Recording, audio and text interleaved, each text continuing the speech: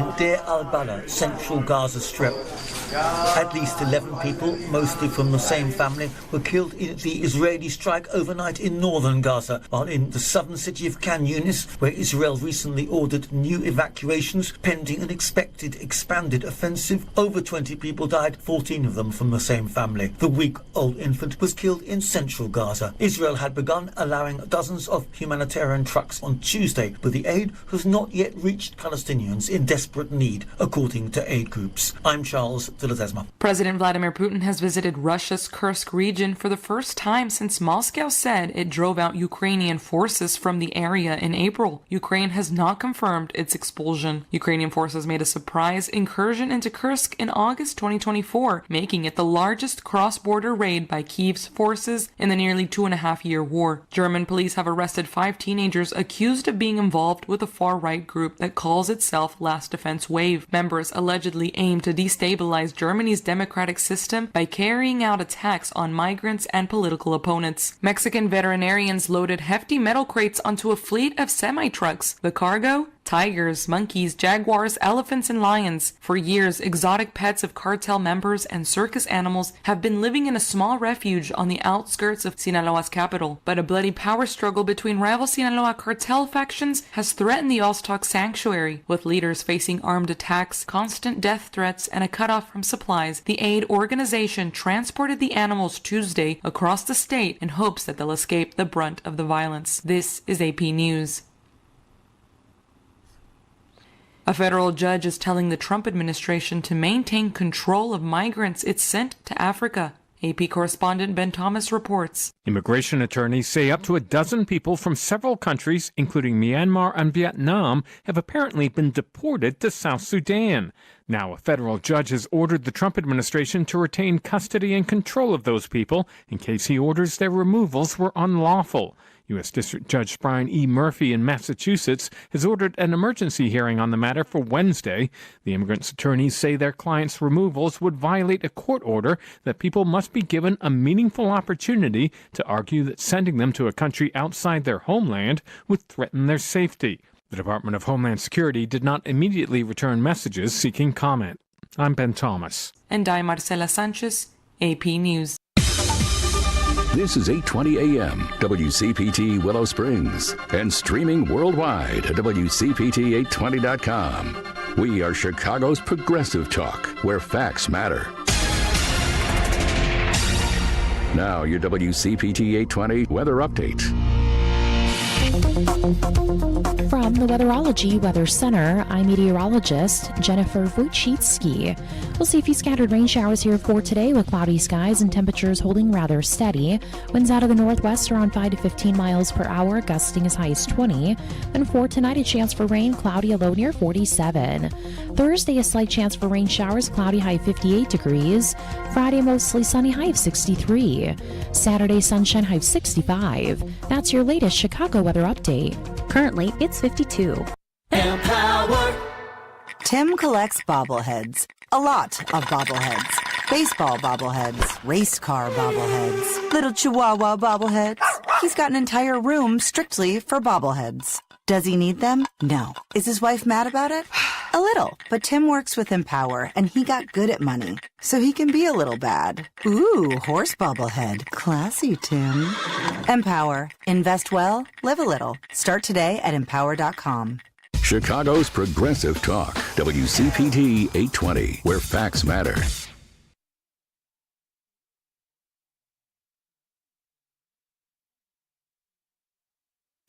Welcome to Choose Views with Richard Chew. Get ready to dive into a world of insightful conversations and thought-provoking discussions. As progressives, our job is to have an all-inclusive, full-on assault with all of our players. A show that focuses on moving our political, social, economic, gender, and cultural conversation forward. And all of our players means all of our players. It's Choose Views. And now, here's your host, Richard Chew. Good Wednesday morning, progressives, and welcome to the May 21st, 2025 edition of Choose Views, 773-763-9278. That is our Credo Mobile phone and text line, guys, just so you know. Facebook Live, TuneIn Radio, YouTube, and iHeartRadio is where you can find us. Of course, email me at richard@WCPT820.com. And yes, I'm a little bit behind on some emails. I was like, oh my. But I'll get squared away for you guys. Some had some requests, some had some information that you sent me, so I'll get that squared away for you, promise. Catch me over on Substack and catch all of our shows by subscribing to our WCPT podcast on Apple Podcast or Spotify. There you can get Choose Views, short version and long version. And when I say that, some people have asked me, Richard, what does that mean? That both of the Choose Views featured interviews and full episodes podcasts are available. And so you can get both of those if you wanted a longer, you wanted to get an entire show versus an interview. They're both there. So just to let you know that.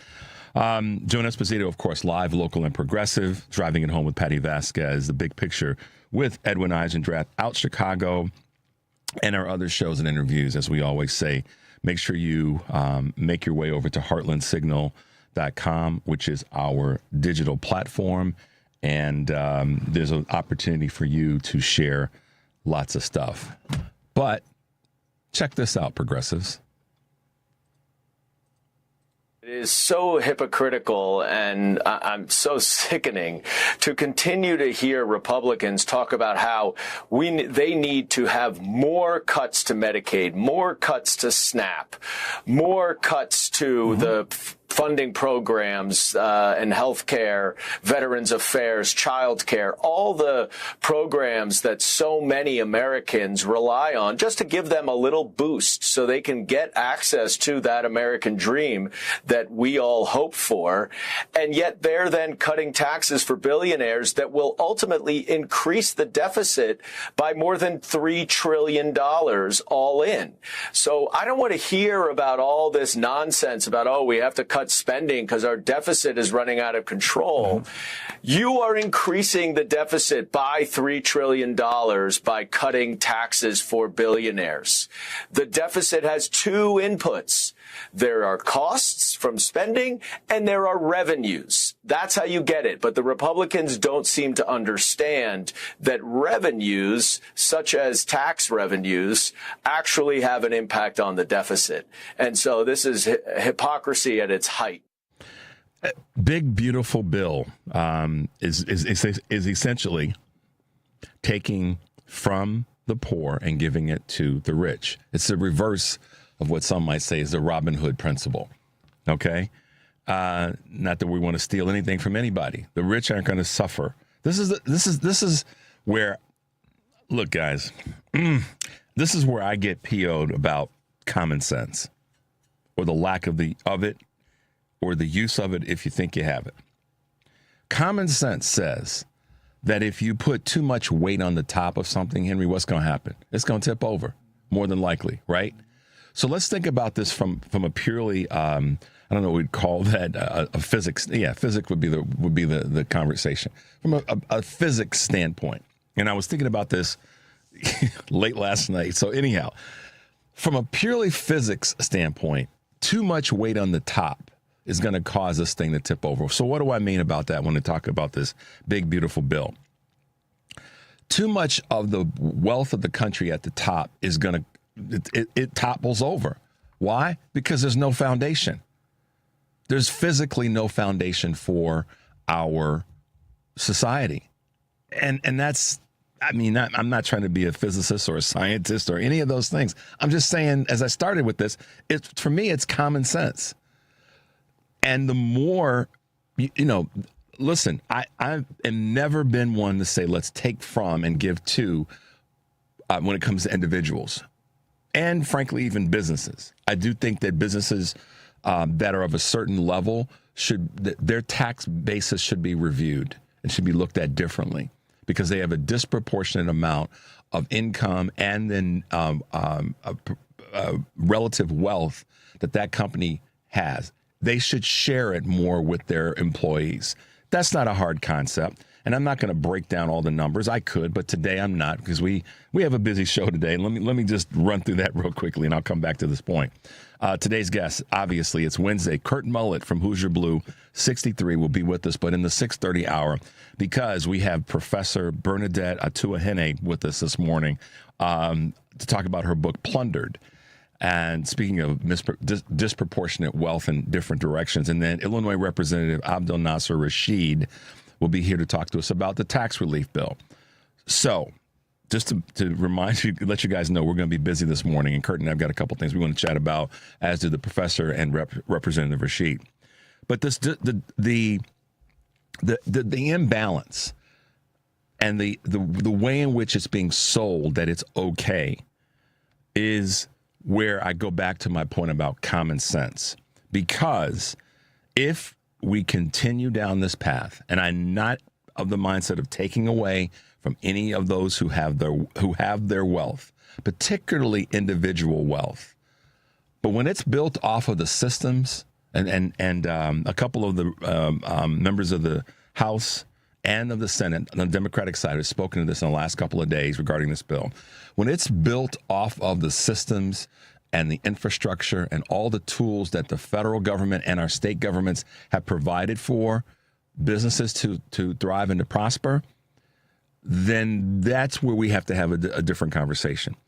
And I know there's going to be people that are going to come in and say, or they're going to send me emails and text messages and make calls. I welcome it. You sound like a tax and spend Democrat. Okay. You get to label me however you choose. I know how I label myself. And that, to me, is all that really matters. So to that end, there are so many businesses that Devin and I were talking about this yesterday, and this goes back to this employee at Target that posted, I don't know if you saw this, Henry, or not, but they were showing the differences in the pricing of, doggone it, what was the item? It was, I think it was a plug or something. I can see it, but I can't see it. In any event, it's a regular everyday item. The price of it had gone from $8.99 to $17.99. Or no, I'm sorry, $8.99 to $17.99 since the tariffs have hit, or since Trump came into office and inauguration, blah blah blah. So to me is just, does that money go into the pockets of the employees? It doesn't.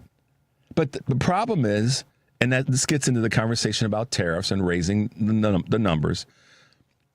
When businesses raise prices when it's not related to tariffs, where does that money go then?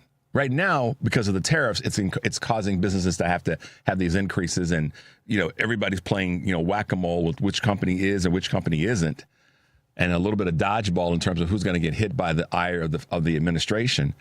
But ultimately, when it comes to cutting items from people, and let's be honest, the tariffs are essentially a cut. Because now the businesses, whatever wiggle room they may have had in terms of their pricing, they're going to have less of that. And the big, beautiful bill, in terms of taking money from the poor, or not even from, taking from those who need it the most and giving it to those who need it the least, excuse my language. That, to me, is absolutely a stupid thing to do. It is not going to be effective. It's going to have a topple effect, going back to my little physics comment earlier. And ultimately, the people who have the ability to change it, which is us, are going to have to remind ourselves that the only way, I'm saying it this way this morning because, I thought about this late last night. The only way that we're going to be able to affect that change and to have change be meaningful is for more people to essentially give themselves permission to stand up and fight.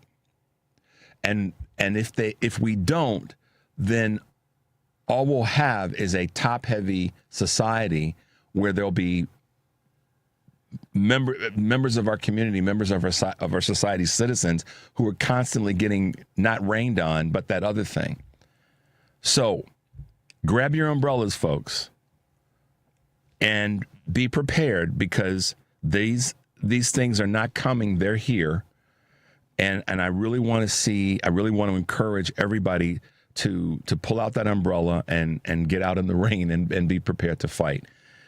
Yesterday we had on Kristen Kroll talking about the importance of pushing back on this tax, on the tax bill, but also this big, beautiful bill, because it's working.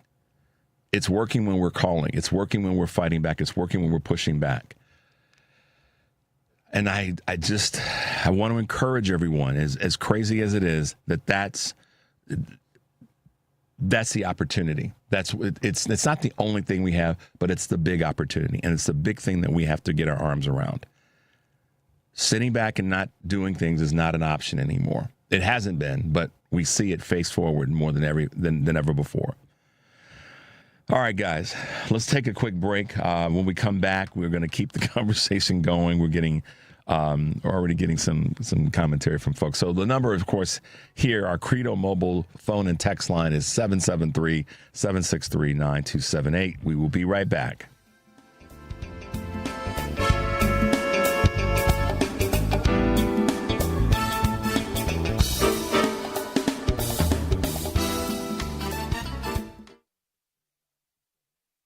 WCPT replay. Do we have a helper with our governor, J.B. Pritzker?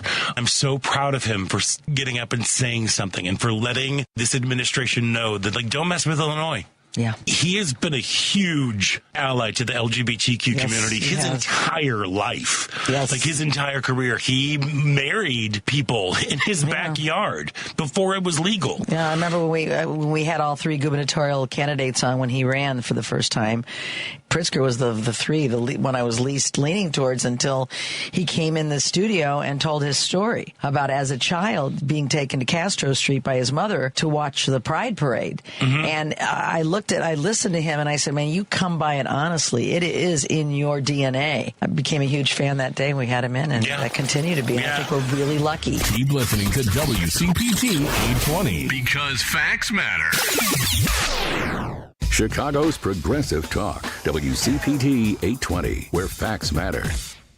It's Chew's View with Richard Chew on WCPT 820, where facts matter. All right, progressives, welcome back to the show, 773-763-9278.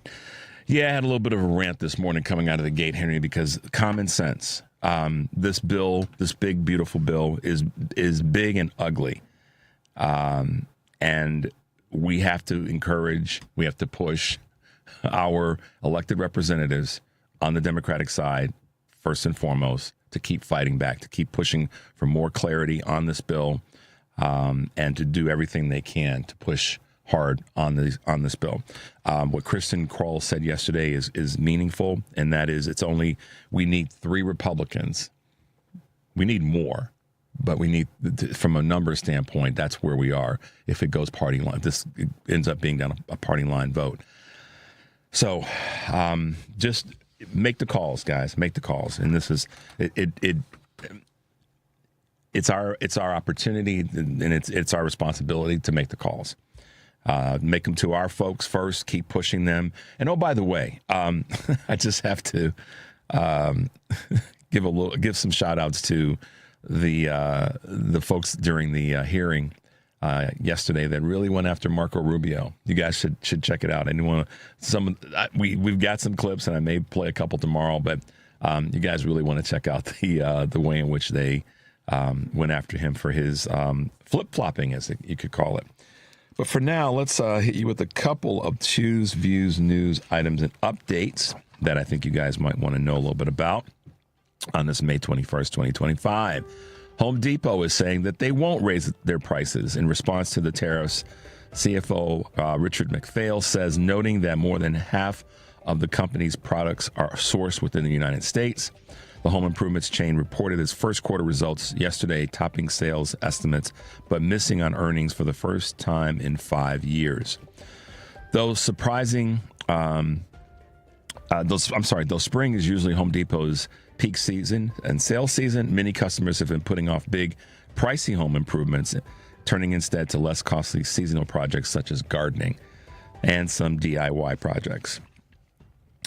The FDA is setting new limits on COVID boosters. The Food and Drug Administration is setting the parameters on who can readily receive COVID vaccines, moving away from universal access, which I think is a mistake. Vaccines will be limited to higher risk groups, those 65 or older, or those susceptible to serious illness. For children over 6 months and adults under 65 who are healthy, the FDA is requiring more clinical trials to ensure safety and effectiveness. The FDA's new rule will likely delay fall's rollout of the updated vaccine for healthy groups.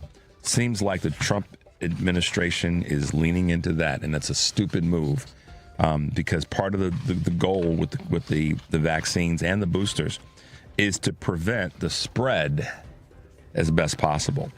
But here we go when we've got some of the knuckleheads in this administration. Honda slows its roll on EV sales. Honda is scrapping its goal for electric vehicles to be 30% of its global sales by 2030 amid a slowdown in U.S. EV sales. Honda will invest $48 billion, down from the planned $69 billion through the fiscal year ending in 2031 on their electrification strategy. Japanese automakers, including Honda, earlier this month estimated new U.S. tariffs would have a significant impact on their businesses. And last but not least, here locally in Chicago, Geico opens its corporate hub in the Merchandise Mart. Geico opened a corporate office in the Merchandise Mart where the insurance firm says it will employ 100 people. The 19,000 square foot office will house some of the Maryland-based firm's communications, financing, and marketing employees.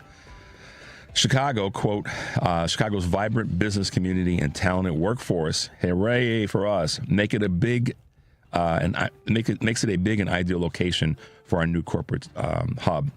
Geico Chief People Officer Karen Stett said in a statement, quote, this investment reflects our commitment to Chicago and our confidence in the skilled professionals who will help drive our continued growth throughout the country. So way to go, Geico. That's right. Everybody come to Chicago. All you businesses come to Chicago. We aren't perfect, but no place is. And I don't know if you guys saw this as it relates to places, but a lot of the for a period of time, the tech firms that were largely in California, specifically in the Silicon Valley, and we were moving to Texas. The standard old question: better tax, efficiencies, and it's a much better state for that. All the other things, et cetera, et cetera. However, one of the challenges that they did not anticipate is Texas has a very poor electric grid. So that's had an impact, and particularly in Austin, where businesses are leaving now, or they've reduced their staffing. Some of the tech firms that had moved to Austin, because they're starting to feel the ramifications and the results of what happened in Texas these last 3 winter seasons. So the tech firms are reevaluating what their decisions were to move there in the first place. So we'll see. I'll keep you guys posted on that as I get and find more information in that space. All right. Sorry about all the noise I'm making. I hit the microphone. I'm ruffling papers.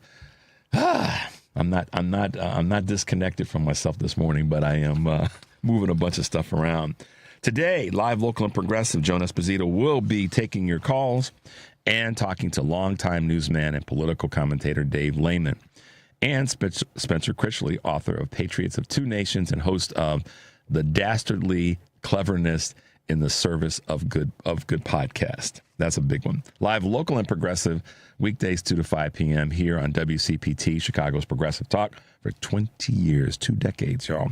And then tonight on Driving It Home, Patty Vasquez will be joined by Mark Gavert, producer, host of My Labor Radio, an independent community access radio program that airs every Wednesday on WELT 95.7 FM in Fort Wayne, Indiana.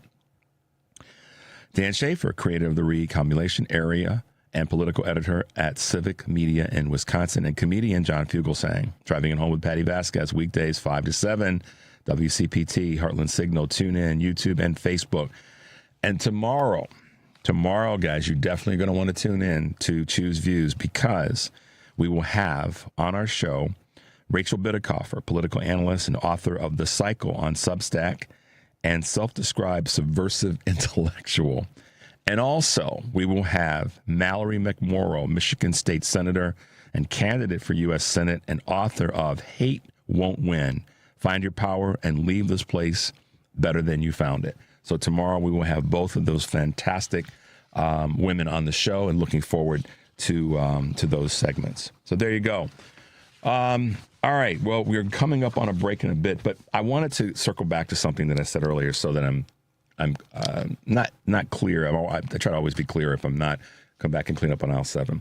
I know you guys are working hard. I know people that listen to our shows all over the country. You may get tired of hearing us say we have to fight, we have to call, we have to stay active, we have to stay engaged, and I recognize that. I respect that. You sometimes like, okay, we get it. I think, and I won't say but I'm going to say also to that. We recognize that sometimes you do have to kind of take a little bit of a break. I understand.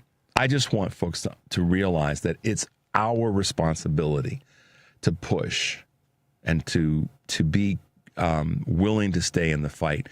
And that's why I so often talk about the importance of community. And I said this, I've said this recently quite a bit, in fact. In community. Find a group, find an organization, find a person that you can partner with and have an alliance with to be able to sustain yourself in this. Kurt Mullet's coming on in a bit, and he's put together a nice community of people. He's been able to build partnerships with folks. Karen Byrne, who's with us on Friday, she's done the same thing with her walking groups. Other folks have put together book clubs, and the list goes on. But that's why when I want you to understand that I get it, that we talk about that a lot. And I get that sometimes you go, doggone it, Richard, I get it. I know we got to stay, we got to work, we got to call, we got to do. One of the best tools that you can have in that fight is to create partnerships. I'm an advocate right now of this next statement. Put together your own podcast, if that may help. You'll be surprised. And it's work. You know, people that have them will tell you. Put together a group of your own that you can talk about these things. Don't get locked into your own silo. And I know that's sometimes it's hard to do, but even Kristen said this yesterday, how important it is to make sure that you're talking to other people. And again, I say this all the time. One of the reasons that I like talking to people who are parts of these organic organizations is that you'll be shocked at when you find people who are more like-minded than you thought. And like-minded doesn't always mean exactly the same thinking on every single point. I'm not one to constantly harp on the Democrats. Democrats got to do a better job. They have to, that are our elected officials. There's no question about that. And rather than but, we want to encourage them to keep moving forward. It's our responsibility to do that. But I'm not going to harp on them all the time. I want to encourage them. I want to find out what they need, where they may have blind spots, find out why they voted for certain things or didn't vote for certain things, and get to the meat of it and then be able to move forward. We can't beat up on our people. We have to encourage them. I've been reading a book lately that I'll talk a little bit more in the weeks to come about it, because I'm trying to get the author on. But I've been really getting into the thought process that, you can't make anybody do anything. All you can do is find out what it is that they need, help them, encourage them, provide them with tools. And that's the beauty of being a person that wants to encourage and help folks move forward. So again, I circle back to where I started on this point. I get it. I see your texts and emails about, Richard, I'm tired, man. I understand that. So if you have to take a break, I understand that. The other thing that I encourage everyone that listens to all of our shows all over the country is to make sure that you are partnering with people. And that's what I'm trying to do with the show, is to keep that 84-inch wingspan available to bring in as many people as possible. I think the more we can embrace the community, embrace this connectedness, the better we're going to be in not only fighting against where we are, but also being able to fight forward to take back the places, the political spaces that we need. And that's, as always, on a local, on a state, and on a national level. So I just felt compelled to share that with you guys. I do hear when you say, "Shoo, I get it, man. I get it." So let's take a quick break, guys. The number is 773-763-9278. This is Choose Views, and we'll be right back.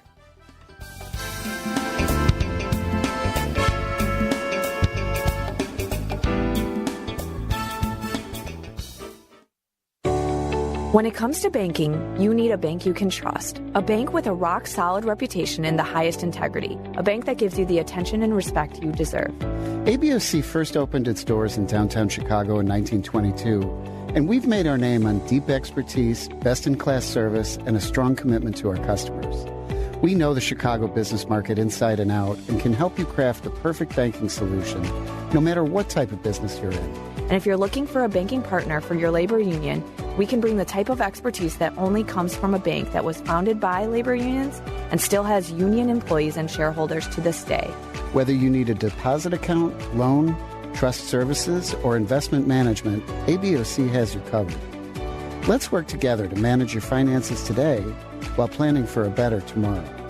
ABOC, a bank built on a strong foundation. Visit aboc.com to learn more. Member FDIC. You're listening to WCPT 820. Here's the latest Chicago weather update. From the Weatherology Weather Center, I'm meteorologist Jennifer Wojcicki. We'll see a few scattered rain showers here for today with cloudy skies and temperatures holding rather steady. Winds out of the northwest around 5 to 15 miles per hour, gusting as high as 20. And for tonight, a chance for rain, cloudy, a low near 47. Thursday, a slight chance for rain showers, cloudy, high 58 degrees. Friday, mostly sunny, high of 63. Saturday, sunshine, high of 65. That's your latest Chicago weather update. Currently, it's 51. Because facts matter. You're listening to WCPT 820. It's Choose Views with Richard Chew on WCPT 820, Chicago's Progressive Talk. Hey, Progressives, welcome back to Choose Views. The Credo Mobile phone and text line is 773-763-9278. And you can always make your way over to where? CredoMobile.com, because as a progressive phone company, Credo believes that that everybody is better and things are better for all people on the planet. Visit CredoMobile.com. All right. Community, building community, having folks to work with, having folks to talk to, not feeling that you're out there on your own is critically important. And that's what we keep doing here, is building that community and talking to more and more people and getting the support and the ideas and the contributions from all of you. And that's why we always invite you to call, to email, and text. This morning, it's Wednesday, a little bit earlier than normal. We have our good friend from Hoosier Blue 63 with us, and that would be none other than Kurt Mullet. Good morning, Kurt. How are you today?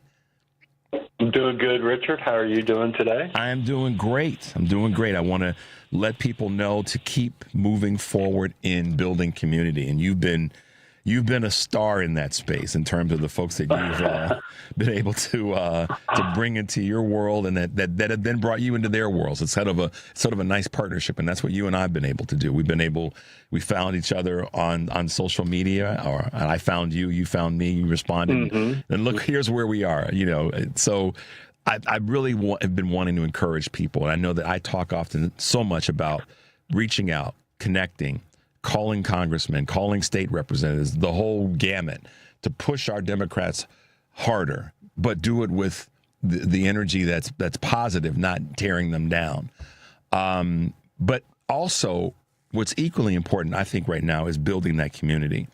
And you've done a great job of that. We'll talk about that toward the latter part of the segment, because I want to get right into something that I saw that you've been really leaning into this week, and this conversation around Amazon and the ice gear. I mean, that I didn't even know this, and I won't tell the lie and say that I don't buy anything off of Amazon, because every now and again I do. But you had a really passionate post and discussion around what you found out about Amazon and the danger of a very specific thing when it comes to ice. And I don't mean the kind that we put into our our drinks. Yeah. So let's start off by talking a little bit about that this morning. Well, I was just scrolling through social media one day, and these fake police badges came up that you could purchase, and I thought, what? So I clicked on it, did some discovering. Well, you could go onto Amazon and basically buy yourself an ICE uniform and dress yourself as an ICE agent. I mean, the badges that are available, if somebody would whip them out, fairly quickly, 99.9% of the public would believe them to be legit. So, there's been talk quite a bit about who are these guys that are actually apprehending people or kidnapping people. I ran across a reel a couple weeks ago or a video of an individual who had walked out of a court session whose case was dismissed. I mean,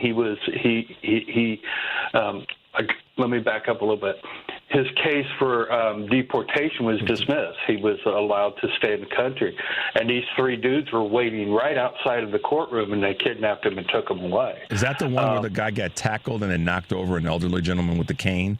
Is that same one? No, the different one. Okay. No, this is a separate one. But that just shows you how many of these are out there. This particular one, one guy you could see fairly clearly. None of them had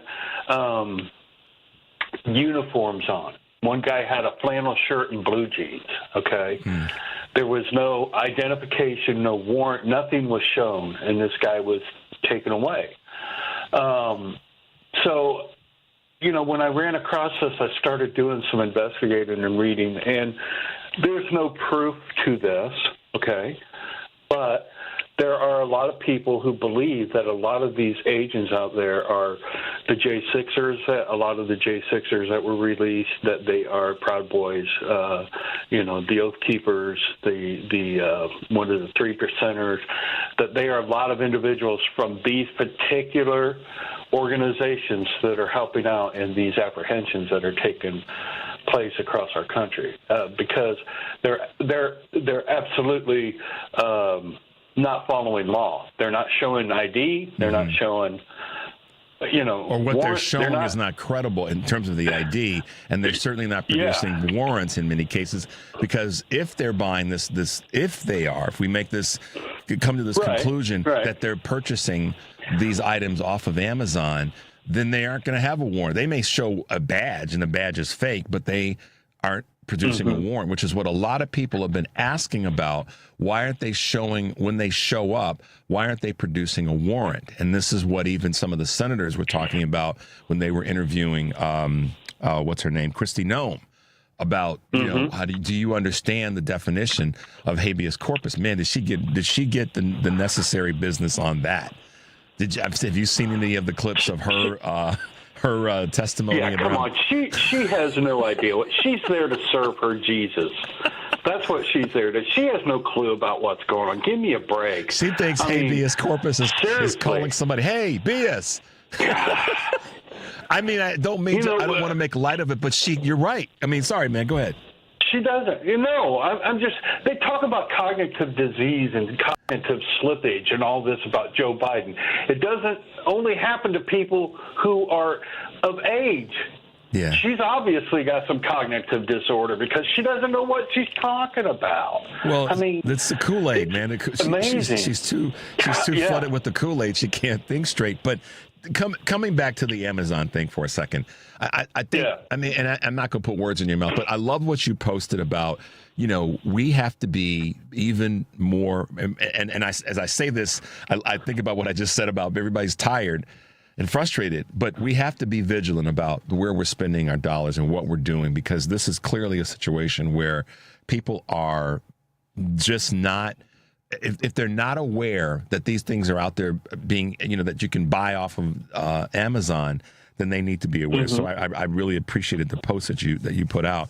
Have you seen anybody else talking about it, or anybody else referencing this Amazon ice gear being sold on the Amazon site? Yeah, I've seen a few of them since I, posted my story. I mean, it's hard not to. I think a lot of people, once they see a story, they like to recreate things and do stuff like that. And unfortunately, on social media, a lot of people talk about the same thing. That's one thing I try to do differently.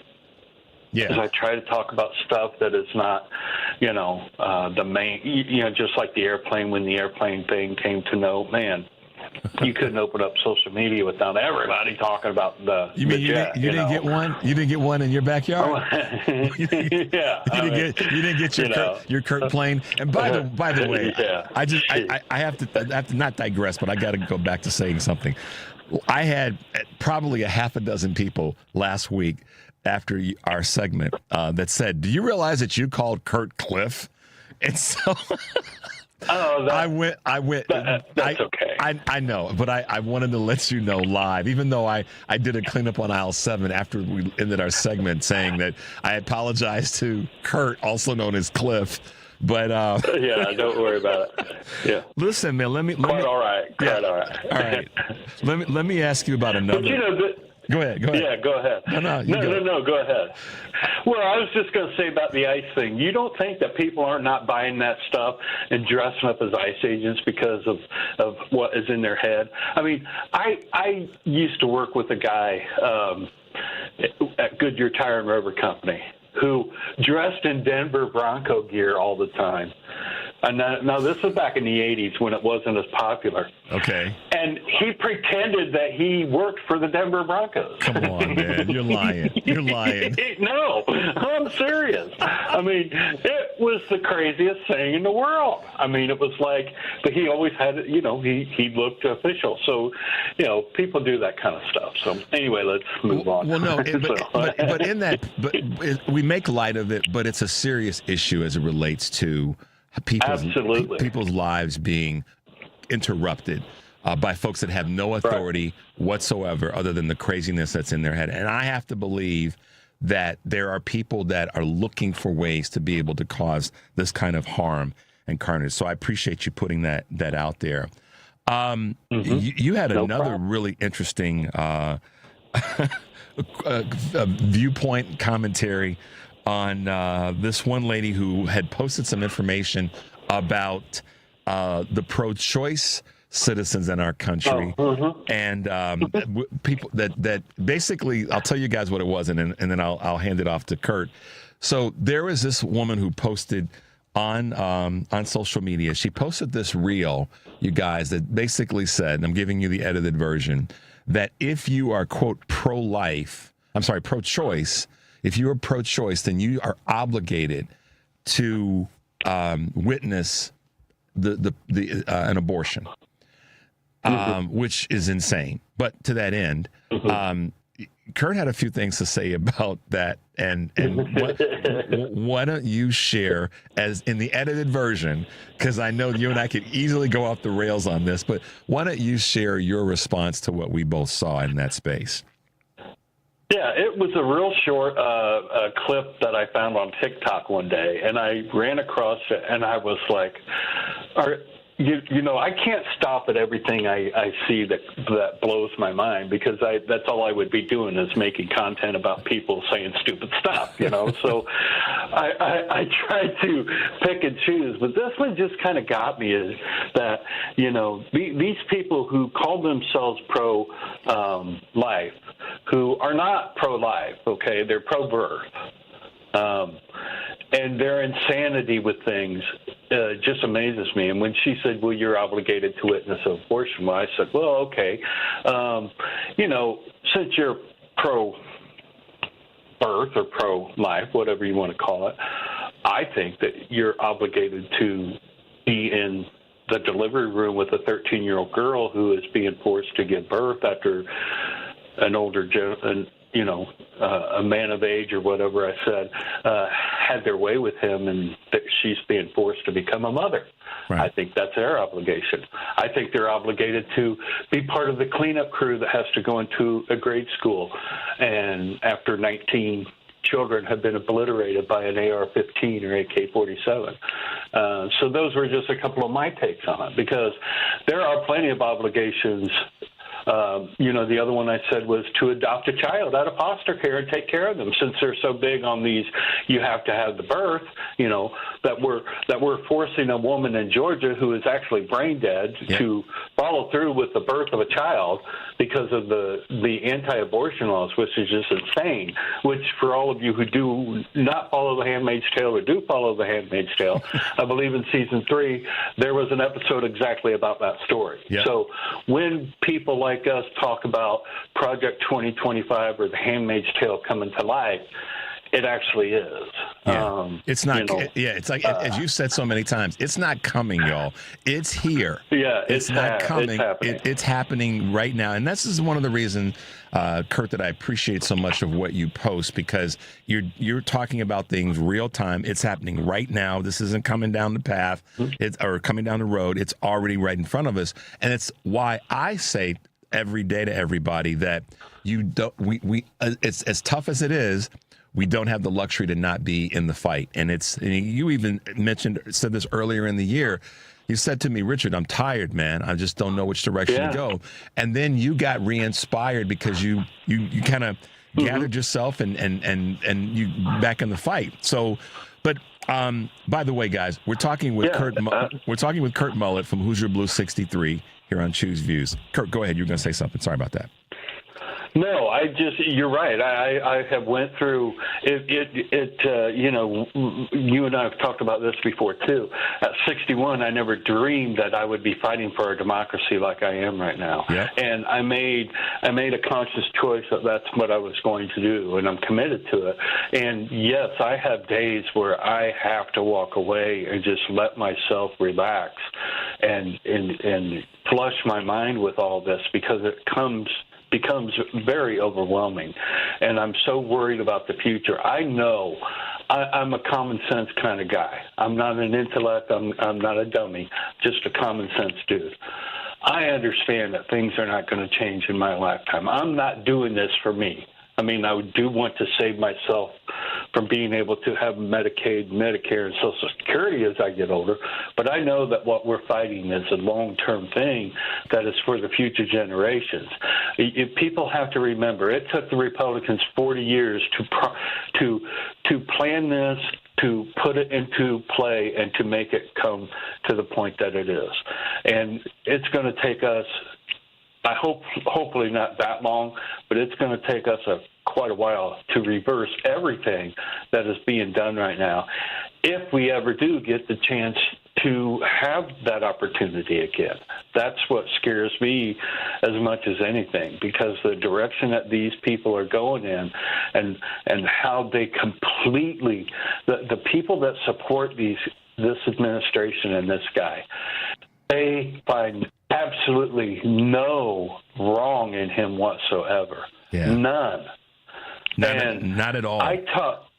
Not at all. And I'm involved in a couple different groups that I've done some stuff with, Who's Left Podcast and Project Next, and some other groups of people that we have gotten together. And now I just got involved in one last night with some young progressive candidates in Indiana that we're going to start doing some stuff together to help. I'm going to help them on social media. But, we all have the same goal in mind, but there are different opinions out there about how we should approach this. And I understand that mine's a little bit radical, but I don't have time to sit down and discuss things with Republicans right now. That's not, I don't. Yeah, I don't have the patience, and go ahead. Well, no, that's how do I say this and hold my responsibility? It's a tough discussion to have with people, because people feel opposite of it. Well, no, it's not. For me, it's not a tough discussion. It's like, listen, people need to get up off the. I always pause because I realize that I have to be mindful of how I say things on the air. But my core is get off your behind and get to work. Stop pussyfooting around, get off your behind and get to work. And that is what I will say to anybody and anybody in any capacity when it comes to whining and complaining. Get off your behind and go to work. And that's, to me, it's a simple message. And people who are elected officials have got to understand that right now, that's the message coming from us. Y'all need to get off your behind and go to work. And you don't. And again, I'm speaking to the Democratic elected officials, but also to the Republican elected officials who are on the fence about what the hell should they be doing right now. Because I do see that there are those that are out there that don't know what they should be doing on the Republican side. And that's what when I hear people like Lauren Underwood and I hear people like Kristen Kroll say that there are Republicans that are gettable. That's, I mean, in terms of the votes that are needed for different legislation, I get that. But I believe also that if more Democrats step to the mic, literally, and get in the fight, that's how we shorten this period of time that you talked about. We don't have to wait. Is that we have to get more of our team in the fight. And the walking and chewing gum principle is we got to tell Republicans that their ideas and their principles are wrong. But we also have to get our people off the bench and get them in the fight. And those that are already in the fight, Kurt, to your point, they got to fight a little bit harder. There's no, there's no space in my brain on that. They have to fight a little bit harder. They have to fight differently.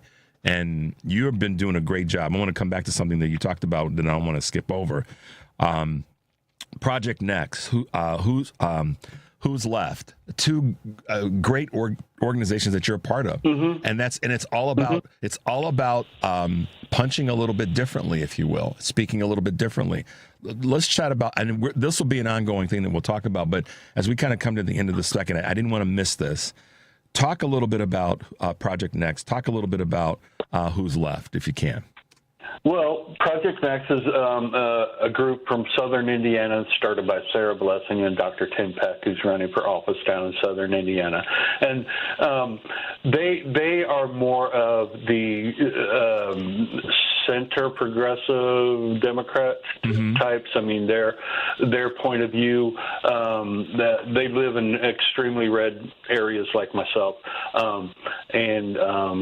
Their point of view is to try to listen to the stories on both sides of the aisle and try to talk to people. And they're doing a great job at it. They have a podcast. I think they put one out every day. Then there's a couple other people, Corinne Strait and Scott, Aaron Rodgers, who participate with them too on their podcast.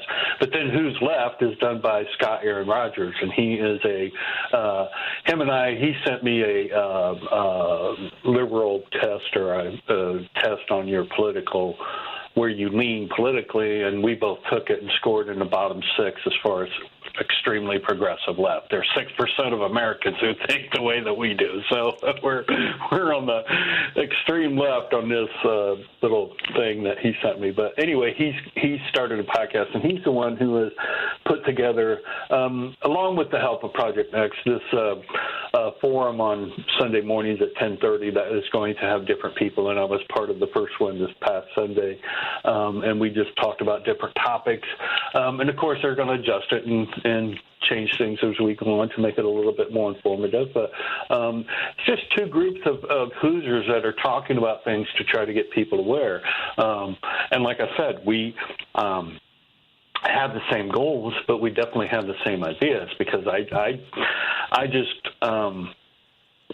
I'm truly a believer right now that one of the things that is the problem in our party is that a lot of Democrats just don't have faith in the people that are in place right now.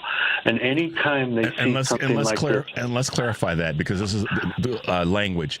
A lot of Democratic voters and folks that are not elected officials don't have confidence in the elected officials. Thank you. I appreciate that. No, keep going. Keep going. So, it's just, okay, it's just like, I don't know how many people are familiar with this bill that they voted on about the cryptocurrency type stuff. I can't remember what it was called now. It's about U.S. stable coins or whatever. Okay. most of America will not be involved in anything like this because they just don't have the money to do this. Right. And they don't have the confidence in it, or they may. It's just not something they're they worried about regulation of understand. it. Yeah, exactly. And then Right.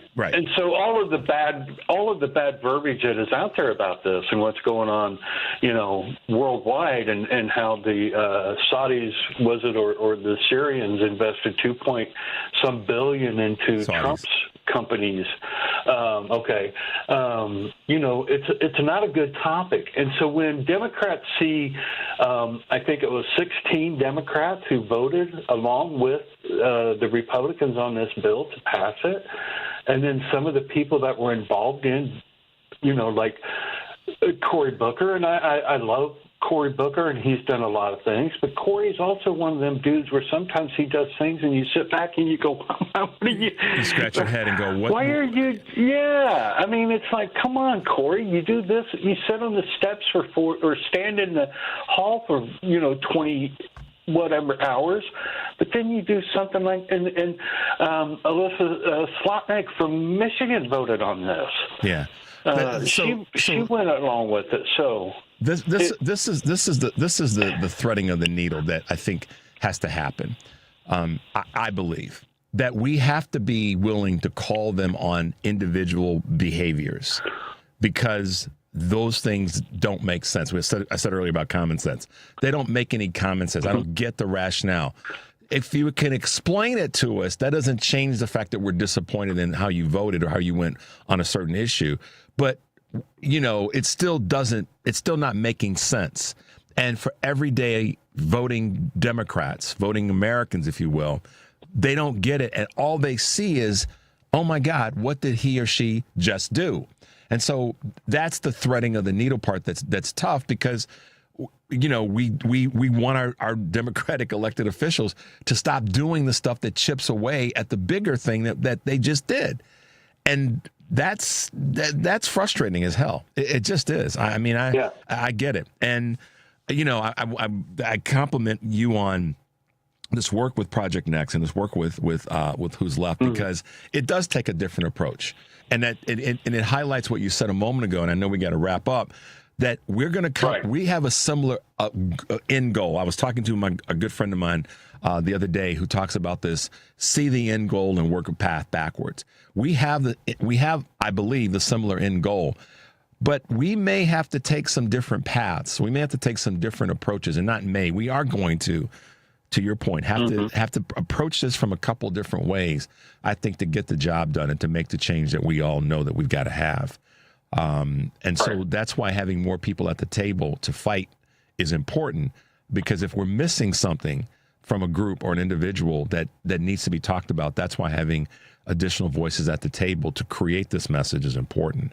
So I like what you're doing. Yeah, man. and thank you. And I've said it before. I think we need to clean our own house up before we go to the neighbor's house and start cleaning their house up. That's just my feeling. So, no, without a doubt. I think right now we've got to do a little bit of both, but we do have to start with our own. Yeah, we do have to start. Absolutely. Yeah. Oh my gosh, how quickly the time goes by. I know. All right, I have man. So much fun. I'm gonna do a quick wrap up because I'm running at top speed today to get folks in. Yeah, you are. All right, Kurt. Can't wait to hear the next segment. That's going to be exciting to hear. So yeah, she's fantastic. Thank you, man. Thanks for being with us this morning, Kurt. It. Thanks for the work that you're doing with Project Next and Who's Left. Thank you, buddy. I appreciate it. Have a great day. Have a great day. Have a great rest of the week. All right. Bye now. Talk to you. Yep. Kurt Mullet, guys. Who's your Blue 63? And you got to check him out. His work is great. I've been seeing so many people that have been plugging into what he's doing.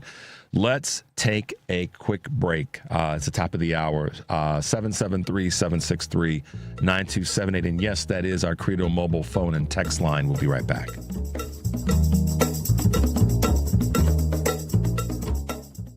This is a WCPT Veteran Minute. Captain Hugh Mulzack's love for the sea started after he finished high school, as he served the British Sooners and in 1918 immigrated to the United States. Within 2 years of joining the Marines, Mulzack earned his Shipping Master Certificate, the first African American to do so. In 1921, Mulzac was promoted to the rank of captain. In 1942, the SS Booker T. Washington, the first ship to be named after an African American, was created, and Mulzac was offered the position of captain, but he turned it down at first as the Marines did not want to have an integrated crew.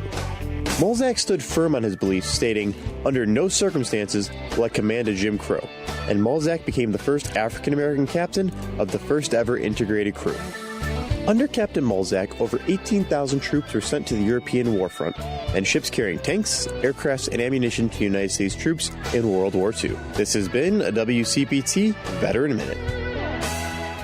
Imagine having all the money you need for retirement, all the income, every month, guaranteed. That's Secure Future Investor. Secure Future utilizes an indexed annuity tied to growth in the U.S. stock market, but without any risk of loss ever. That's right. No matter what happens in the market, your investment can never decline. Down years, you're insured against any losses. Boom years, your retirement account grows exponentially to increase your worth. Whether the market is up or down, Secure Future Investor can set you up with guaranteed money for life income. It's the difference between thinking you have enough money to retire and knowing you're getting that retirement check every single month for the rest of your life, no matter how long you live. Over 40 years old? Call now. 888-509-2228. 888-509-2228. Sponsored by GP Agency, Inc., Raleigh, North Carolina. Licensed in all states. Performance may vary. Consult with your financial professional before making an investment decision. Stop feeling embarrassed about thinning hair and start looking and feeling your best with Hair Grow by New Nordic.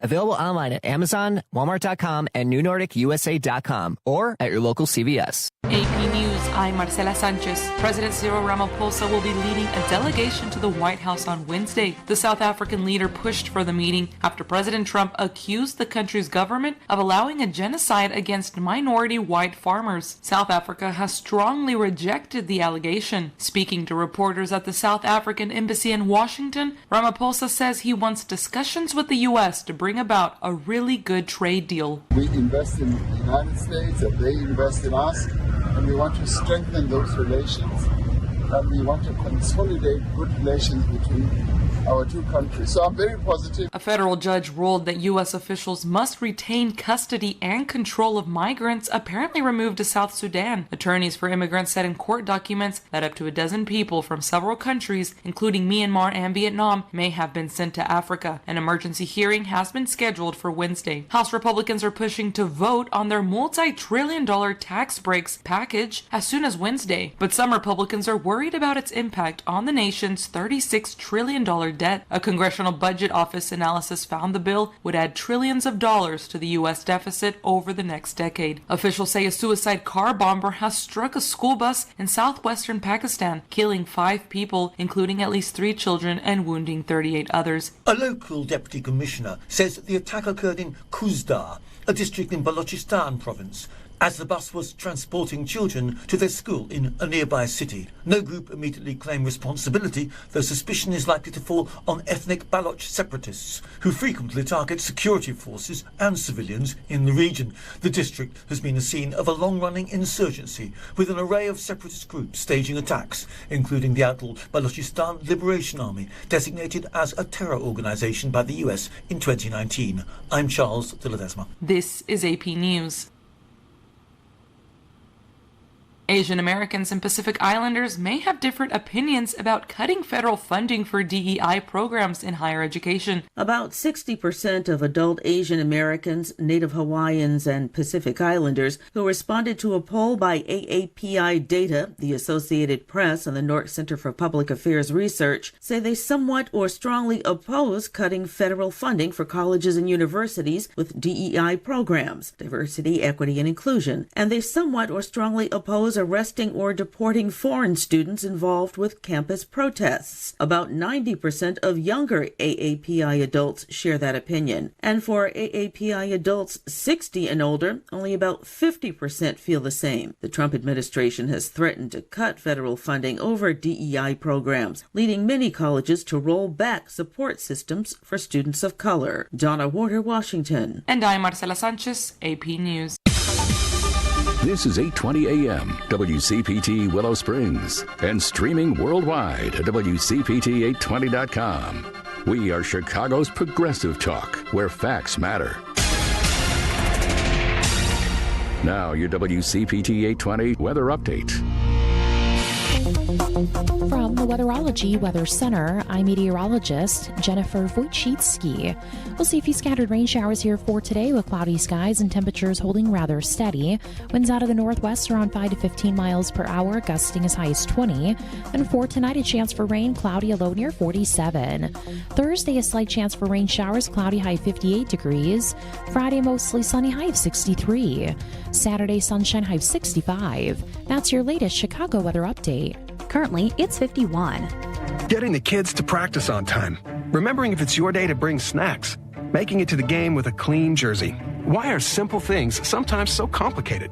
Thankfully, with Auto Owners, insurance doesn't have to be one of them. Auto Owners works with independent agents who answer when you call, so you can worry about more important things, like whether your kid is going to run toward first or third base. That's simple human sense. In Will and DuPage County, contact Paul Fazio at Fazio Insurance, 815-727-2611, or FazioInsurance.com. Hey Google, play WCPT. Streaming Chicago's progressive talk from TuneIn. Welcome back to Choose Views with Richard Chu on WCPT 820 AM, where facts matter. Take it away, Richard. Hey, progressives, welcome back to Choose Views. The Credo mobile phone and text line is 773-763-9278. Always spicy and upbeat when we talk with our good friend Kurt Mullet from Hoosier Blue 63. And Kurt is unapologetically, listen. We have to make sure that the Dems are listening. He said it himself. He doesn't have time to talk to the Republicans. He's talking to the Democrats that he feels need to do a better job. And I'm right there with him. I understand that. We have to do a little bit of both. What he said about cleaning up your own house before you clean up the neighbors is right on. But the neighbor's house, if in this case politically, if the neighbor's house doesn't get cleaned up, we got to kick that thing down and take over. That's why I say reference. We have to take over, and we've got to take back, and our congressional leaders and our Senate leaders, and on a federal level and on a state level, have got to be willing to go into the communities of other districts and have this conversation. So, all right, I mentioned houses, and Kurt talked about houses, and we have with us this morning someone that has what I'll say is she's put in the time to know what the hell she's talking about. American author, professor of law, property scholar of law, just a brilliant woman that has taken the lead in this conversation about how we've allowed policies to undermine black home ownership in America. And we had a conversation yesterday talking about the lack of wealth by comparison in the black community compared to the non-black or specifically white community. But there are some reasons, there's some structural reasons that this has happened. And with us this morning is Professor Bernadette Atuahene, who is going to bring us a message about that very subject. And we're going to talk a little bit about her latest book called Plundered. Good morning, Professor, and welcome to the show. Good morning. Thank you for having me. Absolutely. It's a pleasure to have. I mean, I'm going to start right out of the gate and say I haven't read your book yet. I haven't read through it. I've skimmed through it. And we're going to talk about some of the chapters in the book so that we can give people a highlight as to what's really inside of the book. But Professor, welcome to the show. Thanks for taking time out of your busy schedule because I know you're touring right now. And I'd love you to just take a moment and tell our audience all over the country a little bit about your background, and then let's talk about the book and why it's so important. It's such an important subject matter right now. Wonderful. All my work deals with land and property stolen from black people. And I do ethnography, which means I immerse myself in the place I study.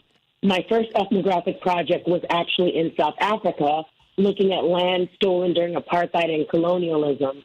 And this book is based on my second ethnography, which is looking at land stolen in the 80% black city called Detroit through illegally inflated property taxes. So we've had this conversation, bits and pieces of it over time. And your most recent work is the book called Plundered. how racist policies undermine black homeownership in America. So I'm holding it up to the camera right now for those who are watching this live, so you can see the book. I hope that's coming up on the screen. Henry, is that populating up on the screen from your angle? Yeah, a little bit better. All right, so there we go. The book is called Plundered, and let's take a moment and talk about you talk about immersing yourself into the work. Let's talk about what you found in Plundered and why it's such an important work that you put together. Now, in Plundered, basically what I do is I use the story of two grandfathers. Both were former sharecroppers. One is Grandpa Bucci. He's a sharecropper that came from Italy in a system called Mesodraia. And the other is Grandpa Brown, who was a sharecropper in North Carolina. Both of them came to Detroit around the same time, between 1903 and 1905, to work at the same factory, at Ford's River Rouge factory, which is one of the meanest, dirtiest, most dangerous of the Ford factories. So you have two men who, again, come from poverty, come to work at Ford, to get launched into the middle class. And through these two men's stories, I show you, I don't tell you, I show you the effect of race, because Grandpa Bucci did not at all have an easy life. In fact, he only had 4 fingers. One of his fingers was cut off because after the Great War, he moved to France, where he was a coal miner, and one of his fingers was sliced off. Also, Grandpa Bucci is Italian before Italians became white, so he really experienced a lot of discrimination based on his heritage. But at no point did Grandpa Bucci have, in his community, were they subjected to racial covenants, which are covenants tucked in deeds that prevented African Americans from occupying certain areas of the city, but more importantly, prevented African Americans from occupying the suburbs where the homes were cheaper, bigger, with better amenities. Grandpa Bucci had a hard life, but at no point did the federal government draw a red line around his community, saying that this community is a credit risk and preventing valuable investment like mortgages and home improvement loans from coming into the community, where the inevitable result was blight. Although Grandpa Bucci had a hard life, he was never subjected to redlining. Although Grandpa Bucci had a hard life, he was never subjected to urban renewal, which is when the blight created by redlining, then they came and demolished entire communities, not only the blighted structures, but the unblighted ones, the productive black businesses, the cultural institutions, and more importantly, the social bonds that connected people. And then they relocated people to other communities and then created, instead of these communities with thick social capital, communities of strangers vulnerable to all kinds of disarray.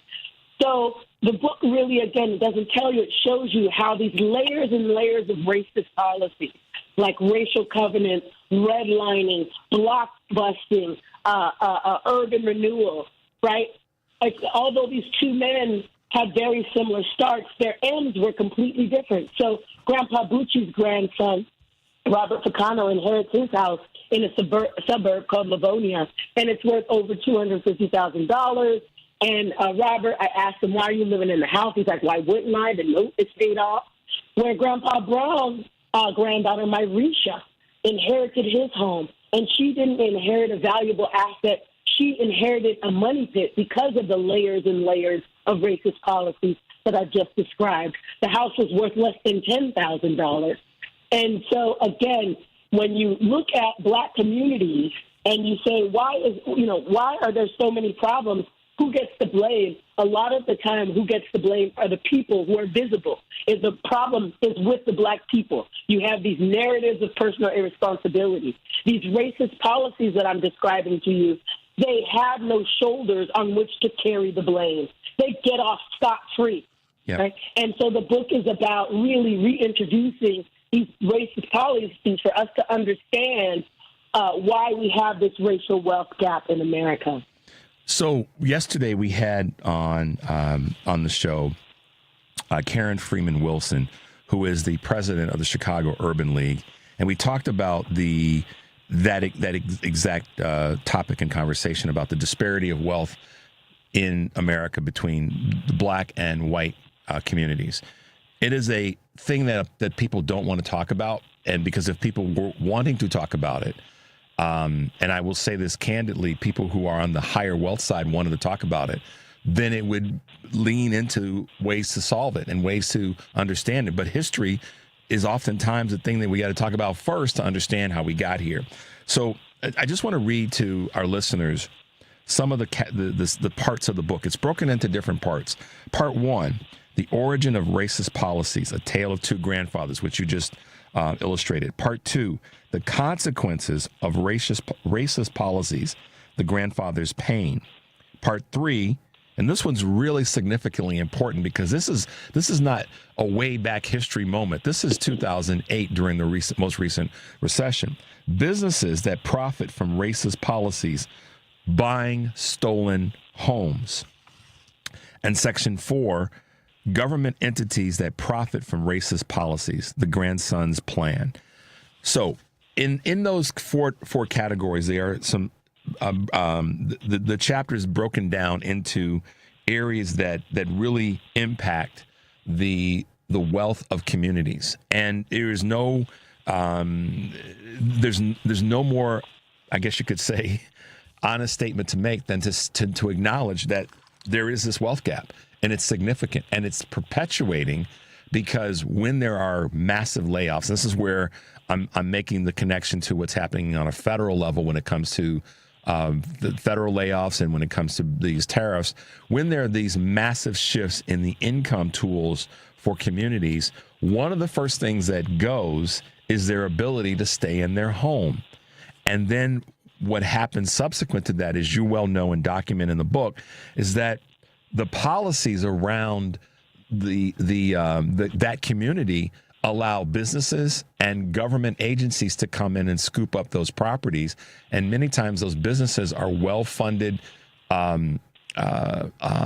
groups that can purchase them because they've depleted in value so much that they can come in and scoop up those properties, turn around, resell them for a quick profit. Meanwhile, you've got millions of displaced people of color, mostly throughout the country. And big cities are the ones that get hit first. This is what's illustrated so well in the book, and I just I can't wait to really be able to peel through and start to read this more and more. What are your current observations, Dr. Bernadette? So, absolutely. So, one of the things, when we talk about racist policies, we can't make the mistake of thinking that these are things that happened in the past, right? These are things that are happening, but they're current. Like, for instance, predatory mortgage lending. All the evidence shows that after the Great Recession, property values nationally declined, but they took a precipitous dive in Black and brown communities that were subject to predatory mortgage lending by banks. Right. And the book also talks about racialized property tax administration. So recent research shows us that Blacks and Hispanics on average pay a 10 to 13% higher property tax rate than whites for the same bundle of goods, which equals about $300 to $400 more per year. So racialized property tax administration is a racial justice issue that our nation has not yet begun to address. And Detroit, being an 80% Black city, really needs to be understood as ground zero for this national problem. And, of course, in Chicago, through the Pulitzer Prize-nominated series in the Chicago Tribune called The Tax Divide, Chicago has been also ground zero for these illegally inflated property taxes in Black and brown communities. And, part of what the book does is it really goes through kind of who's profiting from this, right? Because I always say, if you want to get to the bottom of any problem, you need to figure out, you need to follow the money. Follow the money. I knew you were going to say that. Follow the money, yeah. And when you follow the money in Detroit, you would think that the city of Detroit is benefiting, but that's not the case. It is Wayne County is the number one beneficiary of property tax foreclosure and delinquency in Detroit. And if you understand Wayne County, you'll understand that Wayne County has 43 municipalities. 33 have a supermajority of white people, 70% or more, and 3 have a supermajority of Black people, Detroit, Inkster, and Highland Park. Yep. And I did a study that found that the majority Black cities, those three cities, were facing these unconstitutional property tax assessments and foreclosure at a greater rate than the majority white cities. And so there's a racial divide in Wayne County. When you look at who's benefiting from property tax foreclosure in these majority black cities, it's the county. But the book just doesn't stop there. It looks at all the other individual beneficiaries. And those are the people who are buying up the homes from the Wayne County property tax auction. And it's the same thing in Chicago. When you look at Chicago, who's benefiting from all these, overtaxation and foreclosures through the lien system? It's the lien holders who are buying these liens. And although there have been multiple attempts to reform the system, none of them have gone anywhere. But I must say, Chicago, to the credit of the city of Chicago, they made two big moves that I want to give Chicago credit for. Number one is, one of the things you find in Michigan and Illinois is when you're delinquent on your property taxes, they add on an 18% interest penalty, as if the problem is you have the money and you just don't want to pay it, right? If you're poor, adding 18% interest penalty is asinine. But what Illinois has done is you all have decreased that from, I think, 18 to like 9 or 7%. I think it's 7, yeah. Is it? Yeah. 7, yeah. So hats off to you all for that. The second thing you all did that Michigan needs to follow is in Chicago and Cook County, you have a data science department in the assessor's office that's helping to make assessments more equitable, right? Yep. After Barrios gets kicked out and the new people kind of come in. And so assessments are way better than they used to be when the Chicago Tribune article was written. But again, Michigan needs to. So there's, although Chicago and Illinois, right, you guys are not where you need to be. You're much further along than Michigan. Well, and so shout out to our leadership, top down, bottom up, that really has focused on making that more equitable. And the Cook County president, Ms. Preckwinkle, Tony Preckwinkle, has really leaned in when you talked about Wayne County and where that struggle that's there. But yeah, Illinois has really done a good job of trying to rectify or make that problem better. It hasn't been fixed. So for anybody that's listening to me and Professor Bernadette, we're not saying Illinois has fixed it. It's better. It's better than most states that have a big city with a large black population, have a state that has a big city or cities with a large black population. It's better than most. But to that end, coming back to something you said earlier that I want to address or have you address, can you explain to our listeners in the most, everyday person's fashion, what are covenants as it relates to property and communities? Yeah, so racial covenants are basically, when a lot of people think about racism, they think of the Klan, they think of down south. When they didn't want black people moving into a community, they would burn a cross in the yard, right? That's what people think about. But in the North, they did the same thing, but in a more civilized fashion. Instead of burning a cross in the yard to prevent black people from moving in, what they did is they had these private agreements, which are called racial covenants. It was a private contract between two landowners that what we call ran with the land. So that contract would affect future owners who were not party to the original contract. And that contract would say all over America, mostly, it prevented African Americans from occupying these homes. And that's what a racial covenant is. And through a case called Shelley v. Kramer, the Supreme Court outlawed these racial covenants. But even after they were outlawed, people still kept putting them in the deeds. They kept putting these agreements in the deed as a more symbolic, keep out. And it wasn't until the Fair Housing Act was passed that you can no longer even put them in the deeds, and they are abolished altogether. So that's what a racial covenant is, and they were very common throughout the North. And again, it was the North's way of doing the cross burning. So Professor Bernadette, let's tie this to very quickly, and we're speaking with. Excuse me, we're speaking with Professor Bernadette Atuahene, and to get that out, I wanted to come back to something that you said on a national scale, and as it relates to the Fair Housing Act. The current administration in Washington is doing everything they can to break that down as well. So it's not just taking down DEI. It's not just taking down Medicare and Medicaid and so many other programs that are there to support all of Americans. But the Fair Housing Act has been I guess you could say, somewhat of a firewall to help with these covenants and to help with so much other discrimination when it comes to black home ownership in America.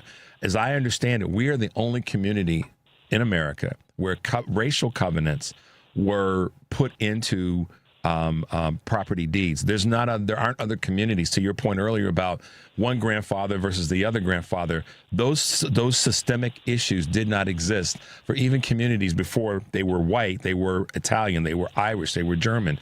None of those have existed ever for those other communities, correct?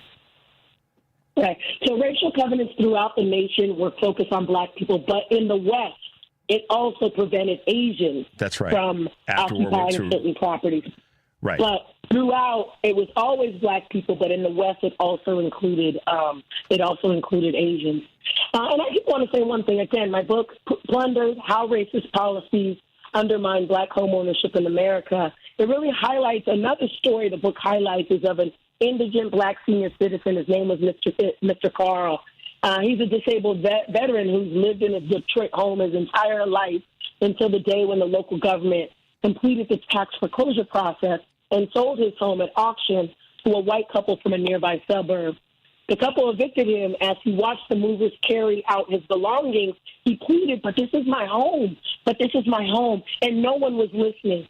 And we have something called the Dignity Restoration Project that's raising $10 million to compensate the hardest hit Detroiters like Mr. Carl, who lost their homes due to failure to pay illegally inflated property taxes that they were not supposed to be paying in the first place because they qualified for something called the property tax exemption, but the city of Detroit made that entitlement so difficult for people to access that over 30,000 people in Detroit lost their homes for property taxes they weren't supposed to be paying in the first place. Since then, now, if anyone in that situation, we have a lot of different programs to help them. But what about the people who already lost their homes? That's what the Dignity Restoration Project is about. And if any of your listeners are interested in learning more, they can go to dignityrestorationproject.org.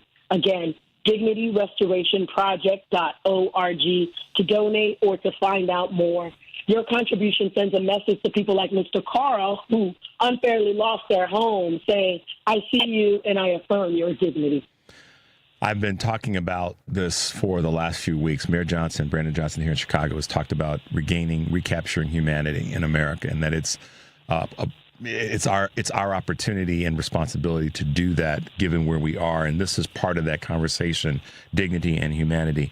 We've been speaking with Professor Bernadette Atuahene about her latest book, Plundered: How Racist Policies Undermine Black Homeownership in America.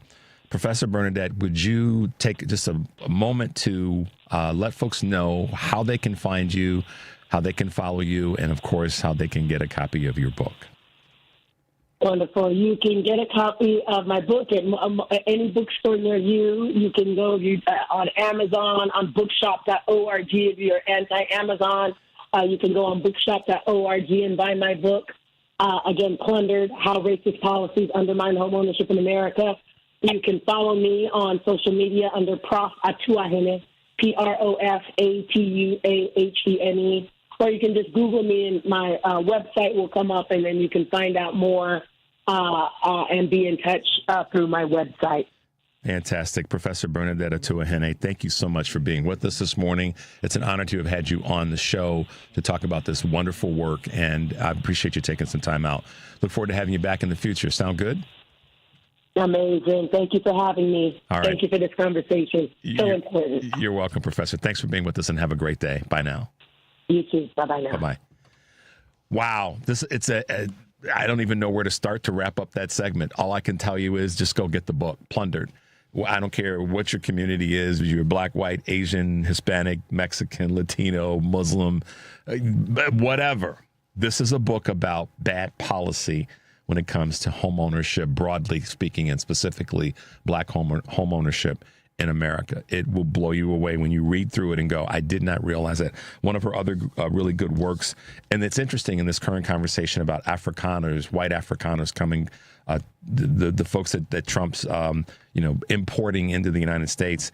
She has another book that she released back in 2014 that's called We Want What's Ours, Learning from South Africa's Land Restitution Program. It's a fascinating work. I was able to kind of scan through it recently. That one will also peel your ears back. All right, guys, let's take a quick break. The number, of course, our Credo mobile phone and text line is 773-763-9278. This is Choose Views, and we'll be right back.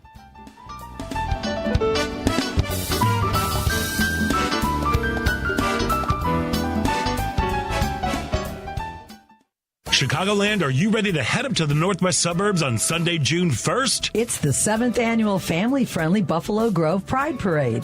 It all begins at 11 a.m. featuring 100 businesses, organizations, dance teams, musicians, bands, schools, and much more. The parade is geared for the LGBTQ community members and allies of all ages.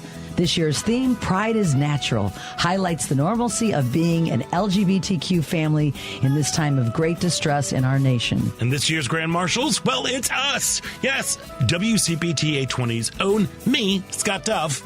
And me, Ellen Miller. We're the hosts about Chicago. The Buffalo Grove Pride Parade will feature a special tribute to Balloons by Tommy's late great owner with an incredible display of rainbow balloons. The Buffalo Grove Pride Parade, the family-friendly Pride Parade filled with magical giveaways for all, is Sunday, June 1st at 11 a.m. Information and map can be found at pintaprideproject.com. See you there.